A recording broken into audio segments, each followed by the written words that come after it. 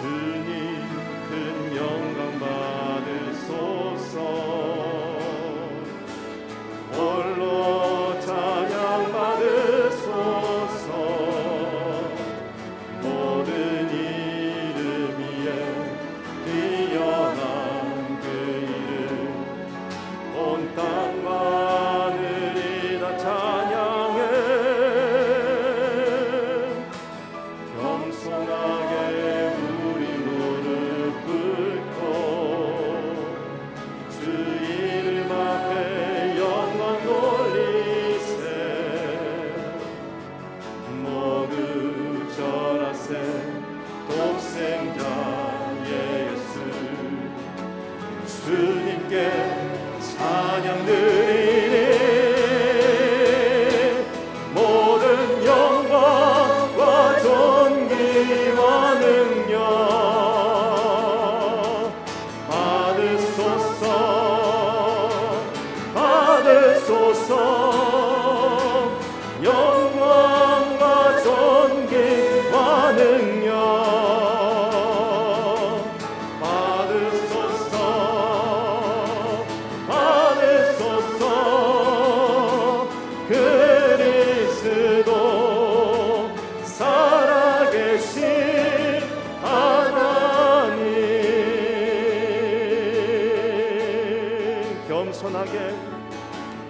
겸손하게 우리 무릎 꿇고 주 이름 앞에 영광 돌리세. 모두 절하세. 독생자 예수 주님께 찬양 드리니 모든 영광과 존귀와 능력 받으소서. 받으소서. 영광과 존귀와 능력 받으소서. 받으소서. 그리스도 살아계신 하나님. 그리스도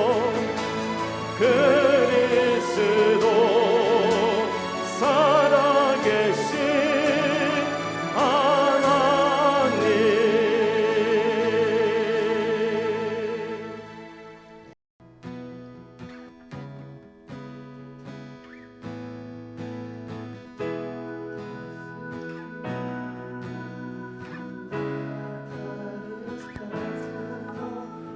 Streams of abundance flow.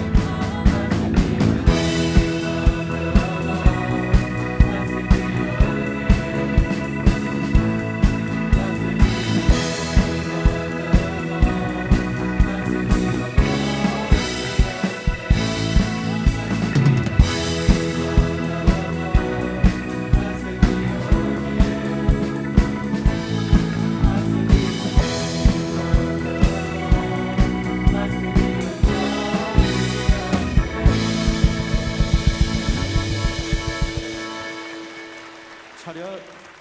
경례.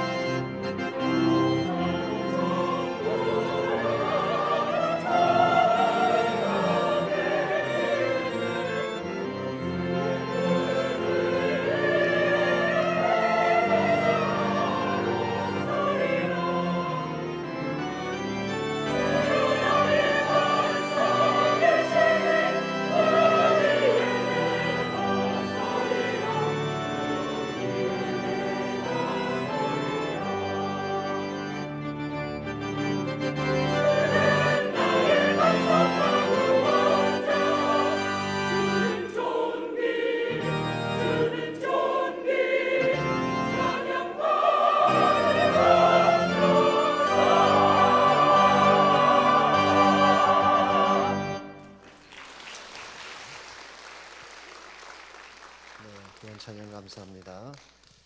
우리 하나님 말씀 스가랴 1장 7절에서 17절까지 있는 말씀을 다 함께 찾겠습니다. 구약 성경 1313페이지 있습니다.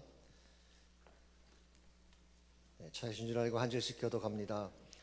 다리오 왕 제2년 11째 달 곧 스밧월 24일에 이또의 손자 베레가의 아들 선지자 스가랴에게 여호와의 말씀이 임하니라.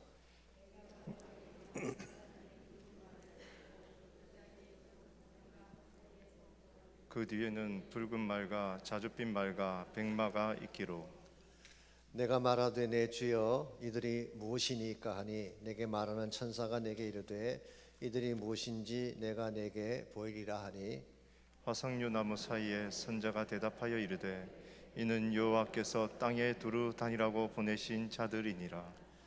그들이 화석류 나무 사이에 선 여호와의 천사에게 말하되 우리가 땅에 두루 다녀 보니 온 땅이 평안하고 조용하더이다 하더라. 여호와의 천사가 대답하여 이르되 만군의 여호와여 여호와께서 언제까지 예루살렘과 유다 성읍들을 불쌍히 여기지 아니하시려 하나이까? 이를 노하신 지 70년이 되었나이다 하매 여호와께서 내게 말하는 천사에게 선한 말씀 위로하는 말씀으로 대답하시더라. 내게 말하는 천사가 내게 이르되 너는 외쳐 이르기를 만군의 여호와의 말씀에 내가 예루살렘을 위하며 시온을 위하여 크게 질투하며 안일한 여러 나라들 때문에 심히 진노하나니 나는 조금 노하였거늘 그들은 힘을 내어 고난을 더하였음이라.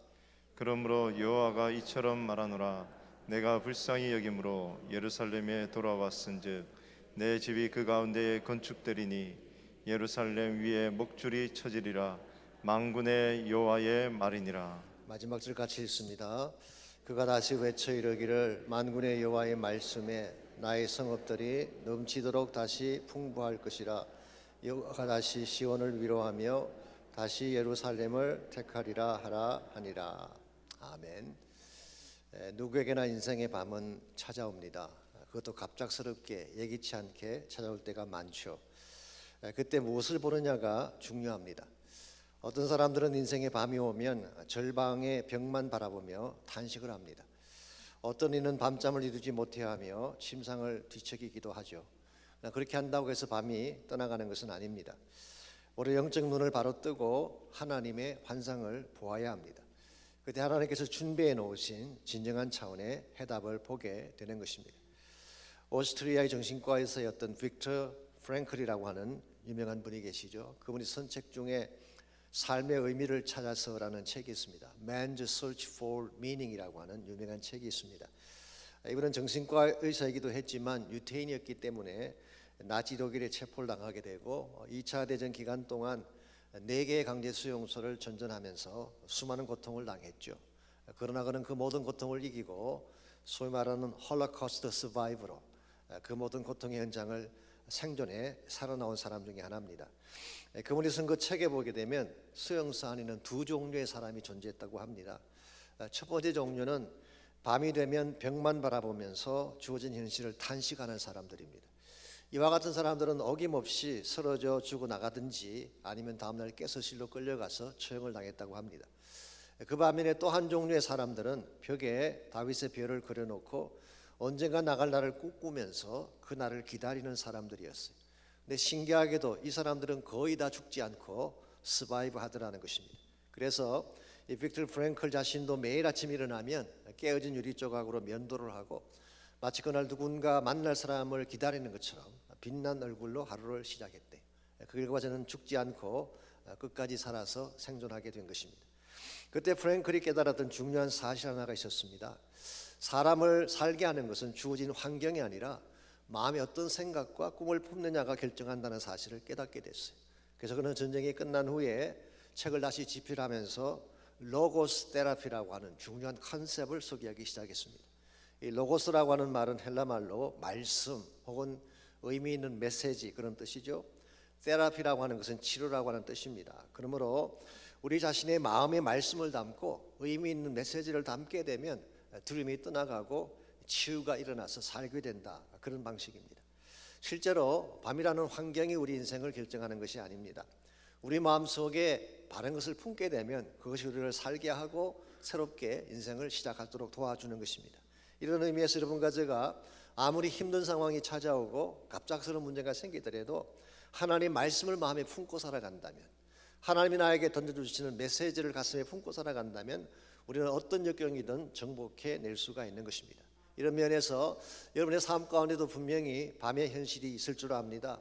그것이 질병 때문에 주어진 밤이든 경제적인 압박 때문이든 아니면 엉킨 관계나 실패에 대한 상처 때문이건 간에 여러분에게 주어진 이 밤을 잘 극복해내기를 원한다면 밤이 깊을수록 하나님께로 나가야 되고 하나님의 음성을 듣고 하나님의 비전을 보아야지 참된 해답을 얻게 되는 것입니다. 이런 의미에서 우리는 주어진 환경에 의해 사는 자가 아니라 이것을 뛰어넘고 하나님의 비전을 보며 살아야 바로 살 수 있다고 말씀드릴 수가 있습니다. 오늘 같이 봉독한 본문에 보시면은 하나님께서 스가랴에게 보여주셨던 환상들이 소개가 되어 있습니다. 지난주 잠깐 제가 말씀을 드린 것처럼 스가랴서 전체에 8개의 환상이 나오고 있습니다. 오늘 본문은 그 중에 첫 번째 환상인데요. 소위 말해서 이 붉은 말을 탄 사람에 대한 환상, 이것이 오늘 본문에 소개되고 있는 환상입니다. 제가 환상이라고 이야기를 하니까 아무렇게나 마구잡이로 주어진 어떤 것이라고 생각하기 쉽겠지만, 스가랴가 우리에게 소개하고 있는 환상은 그런 것이 아닙니다. 일정한 패턴이 있어요. 항상 이 패턴을 따라서 환상이 주어지게 되는데, 첫 번째로 스가랴가 환상을 보고 이것을 자세하게 묘사를 합니다. 그럼 두 번째로 반드시 질문이 나와요. 이게 뭐냐는 질문을 던지게 됩니다. 그러면 세 번째로 대답을 하는 천사가 이것이 무엇이라고 답을 합니다. 그럼 마지막 네 번째로 하나님께서 이 모든 환상을 통해 말씀하고 싶어하는 말씀이 선포가 되는 것입니다. 그래서 이 환상에 대한 약속이나 하나님 명령 같은 것을 선포하게 되는 것입니다. 이와 같은 패턴으로 8개의 환상이 계속 주어지게 되는데, 오늘 본문의 경우는 홍말을 탄 자 혹은 붉은 말을 탄 자에 대한 환상입니다. 7절과 8절을 보시면은 이 환상이 주어지게 된 시점과 내용을 이렇게 소개하고 있습니다. 다리오 왕 제2년 11째 달 곧 스바드월 24일에 이또의 손자 베리가의 아들 선지자 스가랴에게 여호와의 말씀이 임하니라. 이 말씀에 의하면은 1절과 비교를 해보시면 스가랴가 처음 하나님 부름 받으신 그 시각부터 시작해서 약 3개월이 지났을 때 하나님이 본격적으로 하나님의 비전을 혹은 환상을 보여주신 것입니다. 8절입니다. 내가 밤에 보니 한 사람이 붉은 말을 타고 꼴짝에서 화석류 나무 사이에 섰고 그 뒤에는 붉은 말과 자줏빛 말과 백마가 있다고 했습니다. 이 말씀에 의하면은 내가 밤에 보았다 그랬죠. 영어 성경 보시면은 during the night, 한밤 동안에 보았다 그런 뜻입니다. 환상은 언제 보는 것일까요? 환상은 밤에 보는 것입니다. 낮에 보는 게 아니에요. 가끔 낮에 환상 보시겠다고 주무시는 분이 계시는데 그런다고 환상이 보이는 거 아닙니다. 심지어는 예배 시간이 꼭 환상 오는 모드로 이렇게 자리 잡는 분 계시는데 그러실 필요 없습니다. 환상은 밤에 보는 거예요. 여기서 밤이라고 하는 것은 물론 시간적인 의미도 가지고 있지만 영적 상징적 의미가 내포되어 있습니다. 특별히 오늘 본문에서 말하는 이 밤은 현재 유다 백성이 처해 있는 상황을 묘사하는 것입니다. 성읍은 폐허가 되고 땅은 잡초가 나서 은근키가 덮여 있고, 아무리 보아도 환경적인 면에서 볼 때에 희망이 보이지 않는 이 상황, 이것을 하나님은 어두운 밤으로 묘사를 하고, 이 어두운 한밤중에 하나님이 직접 그들을 찾아오셔서 환상을 보여주시는 내용입니다. 이건 한마디로 은혜라고 말할 수밖에 없죠. 이 환상의 내용이 어떤 것입니까? 한 사람이 붉은 말을 타고 있는데 그 뒤에 붉은 말, 자줏빛 말, 백마 3마리가 있다는 그런 환상입니다. 여기서 한 사람, 붉은 말을 탄 한 사람은 사실은 뒤에 보시면은 여호와의 천사라고 표현을 했고, 이 여호와의 천사는 그냥 우리가 알고 있는 천사가 아니라 사실은 하나님이 보내신 특별한 천사를 말합니다. 그래서 영어 성경을 보게 되면 앞에 정관사가 붙어 있어요. The angel of Yahweh, 여호와의 그 천사예요. 옛날 성경인 우리 개역 한글 성경에서 이것을 여호와의 사자라고 그렇게 번역을 했습니다. 그러므로 여기 나오는 이 여호와의 천사는 그냥 일반 천사가 아니라 여호와의 특별한 천사. 그래서 일반적으로 구약 성경 주석가들의 말씀에 의하면은 이 천사는 성육신 하시기 전에 예수님을 말하는 것이 아닌가라고 하는 것이 일반적인 견해입니다. 신약 시대는 예수님께서 육신을 입고 오셨기 때문에 당연히 육신을 입은 주님을 만나볼 수 있고 목격할 수가 있지만, 구약에는 아직 성육신하기 전이니까 인간의 형태로 나타나기도 하시고 천사의 형태로 나타나기도 하셨어요. 창세기 보시게 되면 여호와의 사자가 아브라함을 만나서 대화하는 장면이 나오잖아요. 그게 소개된 여호와의 사자가 실제로는 하나님 자신이었죠. 성육신 하시기 전에 예수님을 말하는 것입니다. 혹은 출애굽기 3장 2절에 보게 되면 모세가 떨기나무에서 보았던 여호와의 사자가 나옵니다. 이것도 역시 천사를 말하는 것이 아니라 하나님 자신을 의미하는 것이죠. 그러므로 오늘 본문에서 말하는 여호와의 천사라고 표현한 것은 바로 주님 자신을 말하는 것이고 하나님을 대변하는 자라고 부를 수가 있습니다. 그런데 그 뒤에 3마리 나오고 있죠. 여기서 3마리라고 했기 때문에 말만 3마리가 있는 줄 아시면 안 됩니다. 그 말 위에 당연히 탄 자가 있을 것입니다. 그게 탄 3사람은 바로 오신 주님을 보좌하고 주님 명령을 순종하는 천사들이라고 보면 됩니다. 이들에게 땅을 두루 다니면서 땅의 형편을 살펴가지고 오라 그렇게 명령을 했더니 그들이 땅을 다 둘러본 후에 11절에 보시면은 이렇게 보고를 했습니다. 우리가 땅에 두루다녀 보니 온 땅이 평안하고 조용하더이다 라고 보고를 했어요. 그래서 온 땅이라고 하는 것은 사실은 열방의 나라들을 말하는 것입니다. 혹은 이방 나라들을 말하는 것이죠. 자, 이방의 여러 국가들을 살펴보았더니 다 편안하고 잘 살고 있더라고 하는 그런 보고였어요. 얼핏 들으면 좋은 소식처럼 들리지 않습니까? 그런데 이 고난의 밤을 보내고 있는 유대인들의 입장에서 보면은 대단히 상처가 될 수 있는 소식이었어요. 왜냐하면 지금 하나님 백성이라고 하는 유대인들은 비참한 현실 가운데서 신음하며 고통스럽게 살고 있는데, 하나님 없이 우상 섬기며 마음대로 살았던 열방들은 태평 세대를 이루며 잘 살고 있다고 하니 인간적으로는 마음이 상할 수밖에 없는 것이죠. 그래서 아마 이 상황을 보는 가운데에 유대인들의 마음속에는 약간은 상처가 될 수 있는, maybe 하나님이 공정하지 않다는 생각을 가질 법하죠. 예를 들면 이런 것입니다. 세상에서 사기치고 거짓말하고 악한 일은 다 하는 사람이 돈도 많이 벌고 건강하고 잘 사는 경우, 자, 그럴 경우에 하나님을 섬기면서 진실되게 살았던 사람들은 가난과 질병 속에 고통을 당하고 있는데, 하나님 없이 사는 사람들은 떵떵거리며 잘 살 때 어떤 마음을 가지세요? It's unfair. 공정하지 않다, 그런 마음 가질 수 있지 않겠어요? 한국에서 가끔 여자분들이 그런 말씀하시죠. 어떤 친구는 처녀 때 하고 싶은 건 마음대로 하고 마음대로 살다가 나중에 좋은 데 시집 가서 잘 사는데 착실하게 살았던 사람들은 고생만 한다. It's unfair. 그런 말을 하는 분들이 가끔 계시죠. 오늘 본문에서 우리가 만일 인간적인 측면에서 생각한다면 충분히 유다 민족의 입장에서는 그런 마음을 가질 법하죠. 그러나 여러분들, 우리가 세상 사람들이 잘 되는 것을 보면서, 악한 자들이 형통한 것을 보면서 그렇게 마음 상해할 필요가 없습니다. 최소한 두 가지 이유 때문이에요. 첫 번째 이유는 겉만 보아서는 알 수 없기 때문입니다.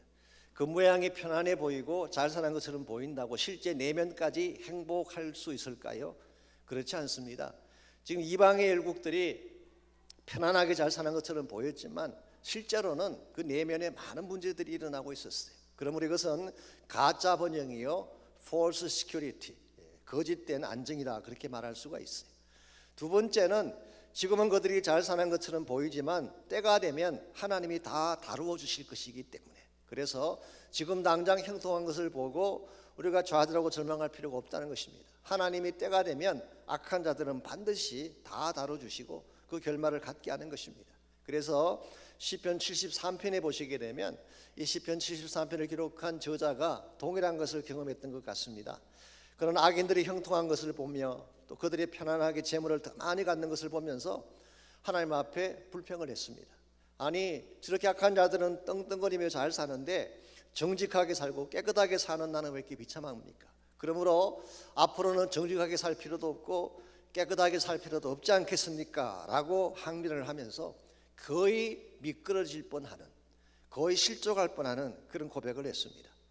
사실 얼마든지 납득할 수 있고 이해할 수 있는 상황이죠. 그랬던 시인이 그가 성소에 들어가면서 이렇게 고백을 하죠. 내가 주의 성소에 들어갈 때야 비로소 깨닫게 되었습니다. 하나님 바깥에 있을 때는 그 모든 것을 보면서 불평해하고 이해하지 못했는데 성소에 들어가서 하나님을 만나는 순간 실상을 알게 된 거예요. 진짜 하나님의 계획이 무엇인지를 알게 되고, 결국은 이 모든 악한 자들은 때가 되면 하나님이 징벌하신다는 사실을 알게 되면서 그가 비로소 마음이 풀리게 된 것입니다. 즉 성공처럼 보였지만 실상은 불행한 삶이요, 또 성도들의 삶은 실패한 것처럼 보이지만 사실은 영광이라는 사실을 깨닫게 되면서 하나님께 찬양하는 시를 쓰게 되었죠. 여러분과 제가 인생을 살아가면서 누구와 비교할 필요가 전혀 없습니다. 누구와 비교한다고 해서 내 문제가 더 좋아지는 건 아니에요. 혹은 주어진 환경을 탓할 필요도 없습니다. 환경을 아무리 탓해 보아도 그것이 문제 해결에 도움이 되지 않습니다. 오히려 고난이 찾아오고 밤이 찾아왔을 때는 하나님을 보아야 되는 것입니다. 하나님을 바라보는 가운데에 하나님이 정말 나에게 보여주기를 원하시는 말씀과 환상이 무엇인가, 이걸 정확하게 파악하고 나면 여러분은 더 밝은 길을 선택할 수가 있게 되고 결과적으로 고난 너머에 있는 하나님의 축복을 소유하며 누리게 되는 것입니다. 이런 면에서 누구에게나 인생의 밤은 찾아오지만 이 인생의 밤을 넘어서서 참된 차원의 축복을 향하여 나아가려면 과연 우리가 무엇을 보아야 될지, 오늘 본문을 통하여서 우리 고난의 밤에 보아야 할 세 가지 것에 대해서 함께 정리해 보려고 합니다. 첫 번째로 우리가 고난이 왔을 때에 보아야 될 첫 번째 것은 주님의 동행하심을 보아야 합니다. 고난의 한가운데에 주님도 함께 오셔서 나와 같이 계신다는 사실을 깨달을 때에 우리는 그 고난을 극복할 수가 있는 것입니다. 8절 말씀을 다시 보시기 바랍니다. 붉은 말을 타신 주님이 지금 어디에 계신다고 설명하고 있나요? 골짜기 속 화석류 나무 사이에 서 계신다, 그렇게 말씀하고 있어요.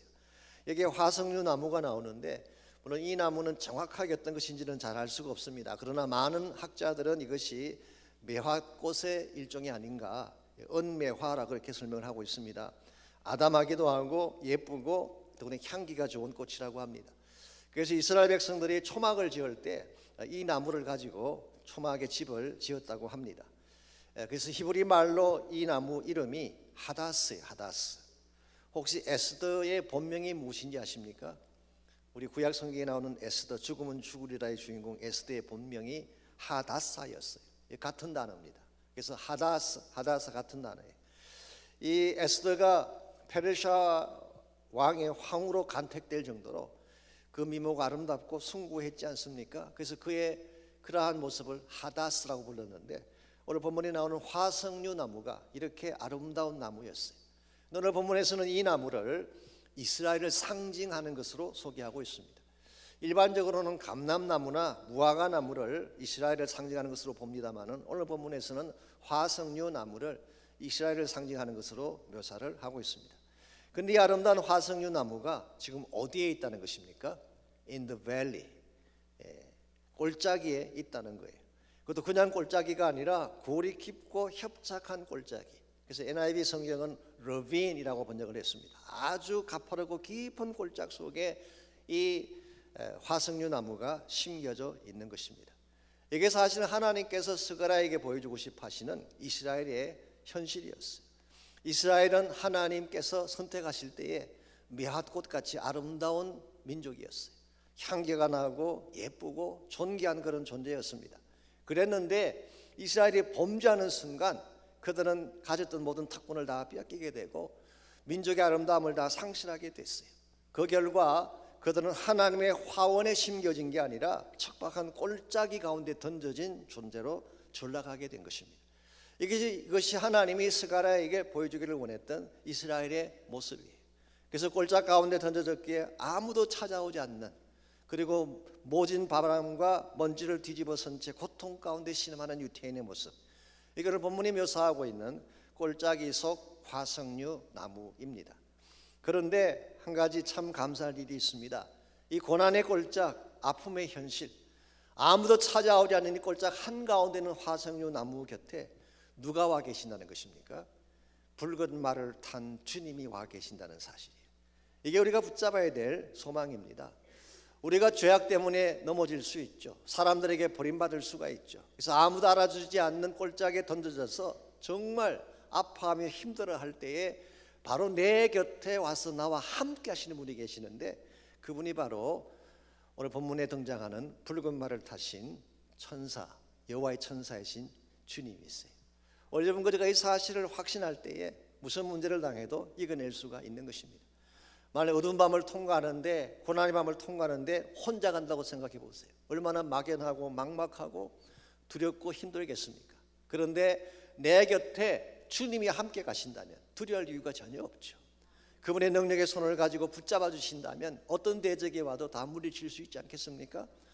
내가 혼자 가는 것처럼 보이지만 실제로는 주님이 곁에 같이 가신다면 외로울 일도 없고 슬퍼할 일도 없는 것입니다. 이런 면에서 정말 하나님은 우리가 고난 중에 있을 때에 멀찍이 서서 구경만 하시는 분이 아니라 고난의 현장에 찾아오시고 나와 함께 하신다는 사실, 여러분과 제가 이 사실을 믿을 때에 무슨 일을 당하든 당황하지 않게 되고 두려워하지 않게 되고 결과적으로는 그것을 넘어서서 이기게 되는 것입니다. 여러분이 잘 아시는 목사님 중에 찰스 스펄전이라는 유명한 목사님이 계시죠. 근데 이분이 말년에 큰 병에 걸려서 자리에 들어눕게 되셨습니다. 그때 교회 성도님들이 많이 찾아오셔서 문안도 드리고 위로의 말도 했습니다. 목사님 많이 아프고 힘드시죠? 그랬더니 진짜 아프고 힘들대요. 목사님이니까 괜찮다 그럴 줄 알았는데 스펄전이 뜻밖으로 너무 아프고 너무 힘들다 그렇게 이야기했어요. 근데 그 다음 말이 중요합니다. 아픈 것은 사실이지만 주님이 한순간도 나를 떠나지 않고 간호해 주시니까 외롭진 않아. 여러분, 이게 크리스찬만이 누릴 수 있는 특권입니다. 우리도 아플 수가 있고 우리도 고난 중에 처할 수가 있습니다. 우리도 모든 것을 다 빼앗긴 채 패배자가 되어 쓰러질 수가 있죠. 그런데 이와 같이 패배하고 아픈 가운데 있는 내 곁에 주님이 함께와 계신다는 거예요. 그리고 나를 만져주시는 겁니다. 그러므로 여러분께서 아플 때는 일부러 프리텐드할 필요 없습니다. 아프다고 하세요. 힘들다고 하세요. 눈물이 나올 때는 우셔야 됩니다. 정말 하나님 앞에 나아가서 있는 모습 그대로 여러분 자신을 내놓을 때 주님이 만져주심을 경험하게 돼요. 어깨도 만져주시고 허리로 두들겨 주시고 눈물도 닦아주신, 이거는 본문이 말씀하고 있는 하나님의 동행하심의 축복이에요. 디모데후서 4장 16절에서 18절을 보시면은 사도 바울이 마지막에 남겼던 고백이 나와 있습니다. 우리가 잘 아는 것처럼 바울은 일평생 동안 주님 위해 복음 위에 달려갔던 사람 아닙니까? 그랬던 이 바울이 마지막에 로마 사람들에게 다시 체포당하게 되고 감옥에 두 번째 투옥을 당한 후에 처형을 기다리고 있었습니다. 그때에 바울의 곁을 지켜주는 사람들이 생각처럼 많지 않았어요. 디모데후서 4장 10절에 보게 되면 이렇게 기록이 되어 있습니다. 대마는 세상을 사랑하여 나를 버리고 데살로니가로 갔고, 그레스게는 갈라디아로, 디도는 달마디아로 갔고, 누가만 나와 함께 있다. 다 떠나버린 거예요. 그리고 주치의를 담당했던 누가만 곁에 있었어요. 더구나 16절 말씀에 이야기 되면요, 바울이 재판정에 서서 홀로 재판을 받을 때에 나와 함께한 자가 하나도 없고 다 나를 버렸다고 기록하고 있어요. 여기에 우리는 쓸쓸한 노사도의 모습을 발견하지 않을 수가 없습니다. 한때는 그렇게 많은 사람들이 따라다녔는데, 한때는 로마 제국을 종횡무진으로 달리면서 정말 사역을 감당했던 그런 종인데, 이제 나이도 많고 홀로 감옥에 갇힌 상태에서 사형 집행을 기다리는 그런 형편이 됐어요. 여러분이 그 상태에 있다면 어떤 마음을 가지겠어요? 섭섭해하지 않겠습니까? 자신의 처지를 원망하지 않겠어요? 자기 곁에 머물지 아니한 친구들이나 동역자들에 대해서 원망하거나 탄식하지 않겠습니까? 그런데 바울은 그렇게 하지 않았어요. 사람들에게 일체 탓하는 말을 하지 않겠다고 고백을 하면서 디모데후서 4장 17절 18절에서 그는 이렇게 마지막 고백을 적고 있습니다. 주께서 내 곁에 서서 나에게 힘을 주심은 나로 말미암아 선포된 말씀이 온전히 전파되어 모든 이방인이 듣게 하리 하심이니, 내가 사자의 입에서 건짐을 받았느니라. 주께서 나를 모든 악한 일에서 건져내시고 또 그의 천국에 들어가도록 구원하시리니 그에게 영광이 세세 무궁토록 있을지어다. 아멘. 이게 바울이 남긴 마지막 고백이에요. 얼마나 위대합니까? 사람들은 다 나를 버리고 떠나갔지만, 친구도 다 나를 버리고 떠나갔지만, 함께 동력했던 동력자도 다 나를 버리고 떠나갔지만, 바로 그 자리에 주께서 나와 함께 하셔서 나에게 힘을 주신다. 그러므로 나는 내가 전파했던 이 복음이 이방인 모두에게 들려지기를 소원하고, 내가 사자의 입에서 건짐을 받았다. 이 말은 바로 이미 죽음 자체를 이겨냈다는 뜻이에요. 사자의 입에서 건짐 받았다고 고백합니다. 주께서 나를 모든 악한 일에서 다 건져내시고, 저주와 사탄의 손에서 다 건져내시고 그의 천국에 들어가도록 구원하실 것이다. 그러므로 그분에게 영광이 세세 무궁토록 있을지어다. 아멘. 얼마나 위대한 고백이에요. 이와 같은 고백을 가진 사람은 사탄이 건드릴 수 없어요. 환경이 무너뜨릴 수 없습니다. 무슨 일을 당하더라도 모든 걸 이겨낼 수 있게 되는 것, 이게 바로 우리 곁에 계신 주님 때문이에요. 이제 여러분의 마음속에도 물론 주님이 계시지만 여러분 삶의 현장에도 주님이 와 계십니다. 무슨 일을 당하든 항상 주님이 그것에 계세요. 여러분께서 이 사실을 기억하시고 힘들고 어려울 때에 내 곁에 와 계신 주님의 손을 꼭 붙잡으시기를 바랍니다.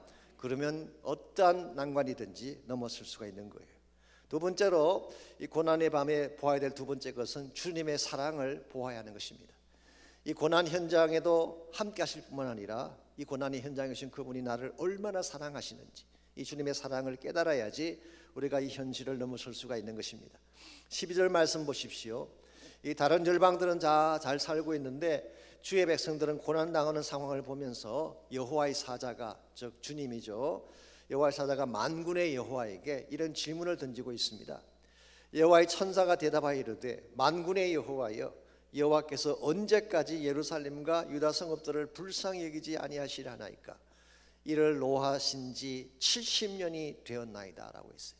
하나님 언제까지 이 백성을 고통 중에 내버려 두시겠습니까? 하나님께서 그들을 포로되게 하시고 그렇게 고통의 세월을 보낸 지가 이미 70년이 지났습니다. 이제는 진노를 멈추고 새 축복을 주실 때가 되지 않았습니까? 라고 하는 탄원이에요. 이게 사실은 주님이 여러분과 저를 위해 하시는 중보 기도 내용입니다. 우리 모두는 죄를 지었잖아요. 그리고 우리의 죄값 때문에 최악의 저주의 현장까지 내려가지 않았습니까? 멸망 직전까지 내려갔던 여러분과 저를 위해서 예수님이 중간에 개입하시는 거예요. 주님, 이제 이 정도면 되지 않았습니까? 나의 보배로운 피를 주님께서 보시고 이 백성을 다시 용서해 주십시오. 다시 건져내 주십시오. 이게 주님의 탄원. 이게 바로 지금도 하늘 보좌 곁에서 여러분과 저를 위해 행하시는 예수님의 중보 기도예요. 그래서 예수님께서 하나님과 그 이스라엘 백성 사이에 들어가셔서 이와 같이 중보하며 어필을 했더니 14절 15절을 보시면 드디어 하나님께서 말씀하십니다. 선한 말씀으로 위로하시는 말씀으로 이렇게 대답을 하셨어요. 내게 말하는 천사가 내게 이르되 너는 외쳐 이르기를 만군의 여호와의 말씀에 내가 예루살렘을 위하며 시온을 위하며 크게 질투하며 안일한 여러 나라들 때문에 심히 진노하나니 나는 조금 노하였거늘 그들은 힘을 내어 고난을 더하였기 때문이다. 지금까지 이스라엘 백성을 공격하고 고난 속에 몰아넣었던 열국들, 하나님께서 물론 이스라엘을 채찍질할 계획은 가지고 계셨지만 아마도 그 이방 민족들이 하나님의 생각보다 더 심하게, 더 잔인하게 그렇게 다뤘던 것 같습니다. 그래서 그들에 대해서는 하나님이 언젠가 다루실 거예요. 다루는데 한 가지 중요한 말씀을 발견합니다. 내가 예루살렘을 위하며 시온을 위하며 크게 질투하신다, 그렇게 말씀하고 있어요. 이게 무슨 뜻일까요? 보편적으로 질투라고 하면 부정적인 의미가 더 많잖아요. 그래서 우리나라도 7거 지약 중에 하나로 질투를 꼽고 있을 정도로 좋지 않게 생각을 하는데 하나님이 질투를 하신다니 이게 이해가 되십니까? 여러분과 제가 성경을 볼 때 말이죠, 이걸 좀 유의해서 볼 필요가 있습니다. 이 하나님을 묘사할 때에 인간이 가진 언어를 가지고 묘사하지 않습니까? 근데 인간이 가진 랭귀지나 표현이라고 하는 것이 한계가 있어요. 하나님은 너무나 크신 하나님이신데, 초월적인 하나님이신데 그 초월적인 하나님을 인간이 가진 보컬러리를 가지고 어떻게 다 표현할 수가 있겠어요? 그러다 보니까 부득이하게 인간적인 용어를 쓰지만 충분하게 표현되지 않는 케이스가 흔히 있어요. 오늘 본문에 묘사된 질투라는 케이스가 바로 그런 말씀이에요. 이 말은 다른 말로 표현하면은 하나님의 아픈 사랑을 표현한 것입니다. 상대가 잘못되었는데 악한 길로 가고 있는데 그냥 둘 수가 없어요. 하나님께서 이스라엘 백성을 선택하실 때는 이 백성이 가장 행복한 백성이 되고 잘 사는 민족이 되고 아름답게 살기를 원했는데 이들이 우상을 섬기면서 자꾸 빗나가게 돼요. 그때 하나님 마음속에 너무나 아픔이 찾아온 거예요. 그래서 하나님의 broken heartedness, 하나님의 가슴앓이, 이와 같은 아픈 사랑을 오늘 본문에서는 질투라고 표현한 것뿐이에요. 그만큼 하나님은 이스라엘 백성이 아파하는 것을 그냥 볼 수가 없습니다. 이스라엘이 울면 본인도 함께 우시고 이스라엘이 아파하면 본인도 함께 아파하시는, 이게 하나님의 broken heartedness, 이거는 본문에서는 질투라고 표현한 거예요. 사실 이스라엘 백성들이 하나님을 떠나갔잖아요. 그러므로 그들 마음속에는 하나님도 자기들을 버렸지 않았을까라고 생각을 했는데 아니었습니다. 하나님은 그들을 버리지 않았어요. 오히려 그들이 상처 가운데 있고 아픔 가운데 있기 때문에 더 가까이 나아가서 어떻게 하면 내가 너희들을 치료해 줄 수 있을까? 이게 하나님의 안타까우신 마음이고 하나님의 사랑입니다. 여러분, 정원사가 언제 가장 나무 가까이 있을 때인지 아십니까? 이 정원사 있죠. 정원사가 가장 나무 가까이 있을 때가 언제냐고 하면은 나무 가지를 자를 때, 전지를 할 때 가장 가까이 있어요. 이 정원사가 보니까 나무 가지에 벌레가 먹었어요. 썩어 들어가기 시작합니다. 그냥 두게 되면 나무 전체 둥치가 다 상할 가능성이 있기 때문에 부득불 잘라내야 돼요. 그래서 이 나무 가지를 자를 때 실제로는 이 정원사가 가장 나무 가까이 가 있는 거예요. 하나님께서 여러분과 저를 치실 때가 있죠. 그때가 사실은 가장 가까이 있을 때예요. 너무 사랑하기 때문에. 그러므로 하나님께서 이스라엘 백성들을 70년 동안 바벨론의 포로가 되게 하고 그들이 고생당하게 하고 멸시당하게 한 것은 그들을 버린 증거가 아니에요. 정말 그들을 사랑하기 때문에 어떻게든 그들을 다시 건져내고 회복시키기를 원했기 때문에 하나님께서 보여주신 사랑의 한 모습이었습니다. 오늘 여러분과 제가 무슨 일을 당하더라도 하나님이 이렇게 나를 사랑하신다는 것을 깨닫고 하나님께 나가게 되면 여러분 이겨낼 수가 있어요. 십자가를 가만히 생각해 보십시오. 우리가 잘났을 때 예수님이 십자가 지셨나요? 그렇지 않잖아요. 로마서 5장 8절 말씀에 하면은 우리가 아직 죄인 되었을 때에 예수 그리스도께서 십자가에 달려 돌아가심으로 하늘 아버지의 우리에 대한 사랑을 확정하셨다 그랬잖아요. 이 확정했다는 말이 demonstrate 했다는 뜻이에요. 하나님의 사랑이 언제 우리에게 다 이렇게 demonstrate 하게 됐나요? 우리가 죄인 되었을 때예요. 가장 악할 때, 가장 더러울 때. 그러므로 내가 가장 누추하고 더러울 때 사랑한 사랑이 하나님의 사랑이기 때문에 여러분이 어떤 상황이 있든지 하나님 떠나지 않으세요. 버리지 않으세요. 그래서 우리가 정말 고난의 밤이 왔을 때에도 그것을 극복해내려면 1차적으로는 하나님이 내 곁에 계신다, 나에게 힘을 주신다는 사실을 믿어야 되고, 두 번째는 하나님의 사랑은 어느 때보다 더 강렬하다는 사실을 믿으셔야 됩니다. 마지막 세 번째로 우리에게 고난의 밤을 통과해내려면 회복의 비전을 보아야지, 즉 언젠가 찾아올 영광된 회복의 날을 바라보아야지 지금 주어진 밤의 현실을 이겨낼 수가 있는 것입니다. 그래서 우리 16절과 17절을 보시게 되면 사실 오늘 환상의 결론 부분이기도 하고 이 환상을 보여준 후에 하나님이 선포하시는 말씀이기도 한데요, 이 16절과 17절을 보시면은 하나님은 네 가지 차원의 회복을 이스라엘 백성에게 소개하고 있습니다. 먼저 16절입니다. 그러므로 여호와가 이처럼 말하노라, 내가 불쌍히 여김으로 예루살렘에 돌아와선적 그랬어요. 이 말은 하나님의 임재의 회복을 말하는 것입니다. 하나님께서 이스라엘 백성이 범죄했을 때, 유다 민족이 죄를 지었을 때 예루살렘을 떠나가셨어요. 가장 무서운 징벌이 뭔지 아세요? 뭐 허리를 치고 다리를 치고 상처내는 게 진짜 징벌이 아닙니다. 뭐 가진 것을 빼앗기고 이게 진짜 징벌이야. 하나님의 떠나가심이 가장 무서운 징벌이에요. 예루살렘이 범죄하고 하나님을 대적했을 때에 에스겔서를 보십시오. 하나님이 예루살렘을 떠나갔어요. 성벽을 넘어서 떠나갔어요. 이것만큼 가슴 아픈 사건이 없습니다. 그랬는데 이 여호와께서 떠나가신 그 여호와가 오늘 본문에 보니까 다시 돌아오시겠대요. 이 임재의 회복입니다. 두 번째로 내 집을 건축하겠다라고 말씀하고 있습니다. 그 가운데 건축되리니, 내 집이 그 가운데 건축되리니. 여기 내 집이라고 하는 것은 예루살렘 성을 의미할 수도 있지만 my house, 이건 사실 성전을 말하는 것입니다. 그래서 하나님께서 회파되고 불타버린 그 성전을 다시 짓겠대요. 여기서는 예배 회복을 말하는 것이고 영적 구심점의 회복을 말하는 것입니다. 세 번째로 예루살렘 위에 먹줄이 쳐지리라 그랬어요. 이 먹줄을 친다는 것은 공사하는 사람들이 공사장에서 이렇게 거리를 잰다든가 디자인을 만들 때 치는 것이죠. measuring line입니다. 이것은 두 가지 의미가 있습니다. 한 가지는 보호하는 의미가 있고 또 한 가지는 확장한다는 의미가 있어요. 그래서 이 먹줄을 치는 이것을 통해서 이제 이후로는 내가 보호자가 되겠다는 거예요. 다시는 외적이 침공해 와서 이 성을 빼앗아가지 못하도록 내가 친히 보호자가 되겠다. 또 한 가지 사실은 이 예루살렘이 계속 확장되어 갈 것을 말하고 있어요. 예루살렘 성이 어떻게 확장되어 갈 수 있을까요? 오늘 본문만 보시면 이해가 덜 갈 것입니다. 그런데 사도행전서와 연결해 보면은 이 말씀이 어떻게 성취되었는가를 알 수가 있습니다. 이것은 사실은 복음의 확장을 말하는 것이고 하나님 나라의 확장을 말하는 것입니다. 최초의 복음이 어디서 선포됐나요? 오순절날 예루살렘에서 선포가 됐어요. 예루살렘에서 시작된 이 복음이 유다를 통해서 사마리아를 거쳐서 땅끝까지 확장되어 가게 되죠. 이와 같이 복음의 확장을 우리는 하나님 나라의 확장이라고 부르고 이게 하나님 비전의 확장을 말하는 것입니다. 그래서 하나님께서는 단순히 예루살렘을 회복하는 것으로 끝내지 않고 이 예루살렘이 점점 확장되어 가서 예루살렘의 영향력이 온 땅을 덮게 될 사실을 말하고 있어요. 굉장히 엄청난 축복이죠.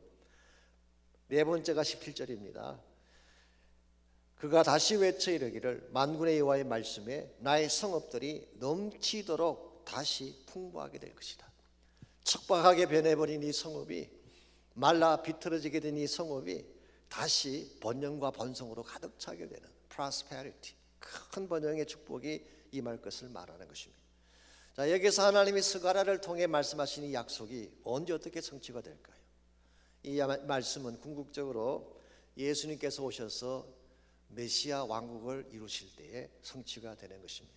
그래서 예수님께서 오심으로 말미암아 예배가 다시 회복되어지고 하나님의 임재가 회복되어질 뿐만 아니라 예루살렘에서 시작된 복음이 땅끝을 향하여 전개되어져 나가게 되고, 그리고 모든 그리스도 안에 있는 자들이 풍성하고 부유한 삶을 누리게 되는 축복, 이게 오늘 본문이 말씀하고 있는 하나님의 비전이에요. 오늘 여러분과 제가 이 비전을 보아야지 현실을 넘어설 수가 있어요.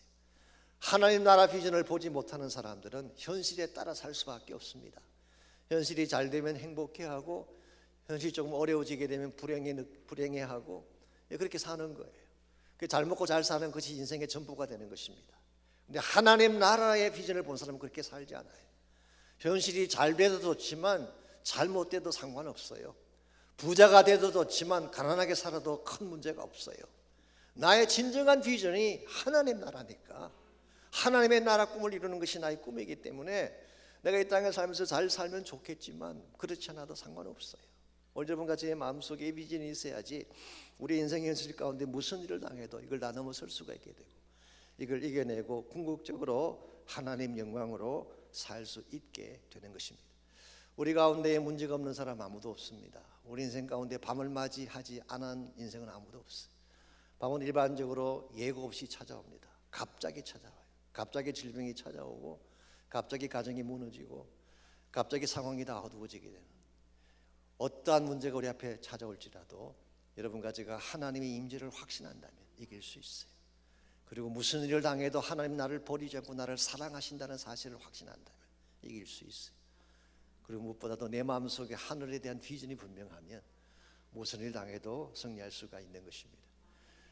몇 년 전에 미국 내에서 유행했던 노래 중에 The Bird with Broken Wing이라고 하는, 날개가 부러진 새라고 하는 그런 제목의 노래가 있었습니다. 헤즈카야 버러워스라고 하는 분이 쓴 노래입니다. 그 노래의 마지막 부분이 이렇게 돼 있어요. 한쪽 날개가 부러진 새, 이제 다시는 저 높은 하늘을 향해 날아오를 수가 없구나라는 그런 가사가 나와요. 인생 앞길에 놓여 있는 좌절과 아픔을 노래로 표현한 것입니다. 근데 이 노래를 피터 빌혼이라고 하는 보은 성가 가수가 이 노래를 아이오와에 있는 주립 교도소에 가서 이 죄수들을 앞에 놓고 이 노래를 불렀어요. 노래가 끝났을 때 수감자 중에 한 사람이 이 노래를 듣고 다음과 같이 절규하기 시작했습니다. 아니, 이것이 인생이란 말입니까? 만일 그렇다면 이제 저에게는 아무런 희망이 없습니다. 이 broken wing, 날개가 부러졌기 때문에 아무리 해서도 날 수 없는 것이 인생이라면 이제 저에게는 아무런 희망이 없습니다. 그리고 그 자리에 앉아서 그냥 엉 울기 시작하는 것입니다. 이걸 바라본 피터 빌혼이 크게 잘못된 사실을 깨닫게 되고, 그래가 이 노래 가사 뒤에다가 다시 몇 줄을 더 써서 연결을 시켰어요. 그러나 But if you come to Jesus Christ, 만일 당신이 예수 그리스도께로 오게만 한다면 He will fix your broken wing, 그분이 당신의 부서진 날개를 고쳐주실 거야. Then you can fly, 그러면 당신은 다시 날아올 수가 있어.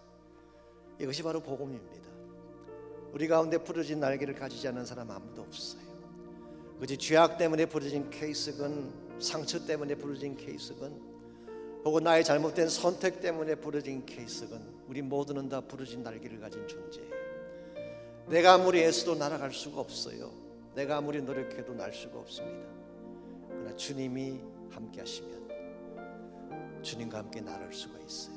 오늘 여러분 마음속에 이 소망을 품어야 됩니다. 그래야지 환경이 어떻게 전개되든 상관하지 아니하고 하나님 영광의 나라로 올 수가 있게 되고 주의 부르심을 향하여서 힘차게 달려갈 수가 있는 것입니다. 그래서 오늘 이 아침에 여러분 가운데에 혹시라도 인생을 밤을 맞이한 분이 계신다면 이 한밤중에 나와 함께 하시는 주님을 바라보며 기도하시기 바랍니다. 그분의 능력의 손을 꼭 붙잡으시기를 바랍니다.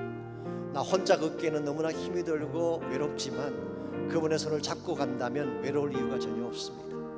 여러분이 당황해야 할 이유가 전혀 없습니다. 그분이 도와주실 것이기 때문에. 그러므로 그분의 능력의 손을 붙잡고 여러분 기도하십시오. 도와달라고, 나에게 새 힘을 허락해달라고. 나의 날개가 부러져 버렸는데 내 힘으로 픽스할 수가 없습니다. 주님 고쳐주십시오. 부러진 날개를 가진 새처럼 날 수도 없고 앞을 향해 전진할 수도 없는 무기력한 저희들을 주님 사랑하셔서 먼저 다가오시고 우리의 날개를 치유해 주시며 주님의 품과 사랑으로 덮어주셔서 다시 하늘의 창공을 향해 나를 수 있도록 은혜 베풀어 주신 것을 감사합니다.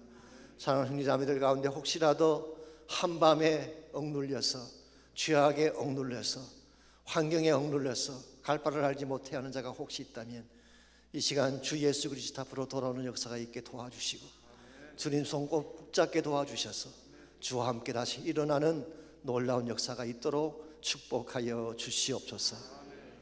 이제는 우리 구주 예수 그리스도의 은혜와 하나님 아버지의 무한하신 사랑과 성령님의 충만한 임재하심이 주님 앞에 나와 예배드리고 돌아가는 모든 사랑하는 주의 백성 한 분 한 분에게 가정과 삶의 터전과 자녀들과 자손들 위해 이제로부터 항상 함께하여 주시기를 살아계신 우리 구주 예수님의 이름으로 간절히 축원하옵나이다.